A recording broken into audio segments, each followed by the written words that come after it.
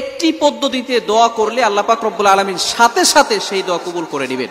একটি পদ্ধতিতে যদি আপনি দোয়া করতে পারেন, এটা আমি বলছি না, আল্লাহ রাসূল সাল্লাল্লাহু আলাইহি সাল্লাম নিজে বলে দিয়েছেন। বুখারী শরীফের সহিহ হাদিস 2272 নম্বর হাদিসের ভিতরে আব্দুল্লাহ ইবনে ওমর রাদিয়াল্লাহু তাআলা আনহু বর্ণনা করে দিয়েছেন, আল্লাহ রাসূল সাল্লাল্লাহু আলাইহি সাল্লাম বলে দিয়েছেন, এই একটি পদ্ধতিতে যদি কোনো বান্দা আল্লাহ তাআলার কাছে দোয়া করে, আল্লাহ পাক রব্বুল আলামিন তার দোয়া সাথে সাথে অ্যাকসেপ্ট করে নেন।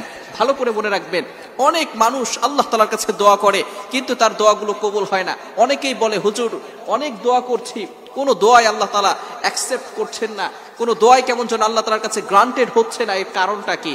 ভালো করে মনে রাখবেন, আমরা সিস্টেম বুঝি না। দোয়া করার যে পদ্ধতিগুলো আছে, এই একটি পদ্ধতিতে যদি আপনি দোয়া করতে পারেন, আল্লাহ পাক রব্বুল আলামিন আপনার দোয়াগুলো কবুল করবেন। যে কোনো দোয়া হোক, আপনার স্বামী আপনার কথা শোনে না, স্ত্রী কথা শোনে না, সন্তানরা কথা শোনে না, সংসার থেকে অভাব দূর হচ্ছে না, আপনি অনেক বড় রোগাক্রান্তর ভিতরে পড়ে আছেন, আল্লাহ পাক রব্বুল আলামিন যত দোয়া আছে আল্লাহ পাক রব্বুল আলামিন সব দোয়া অ্যাকসেপ্ট করবেন, কবুল করবেন।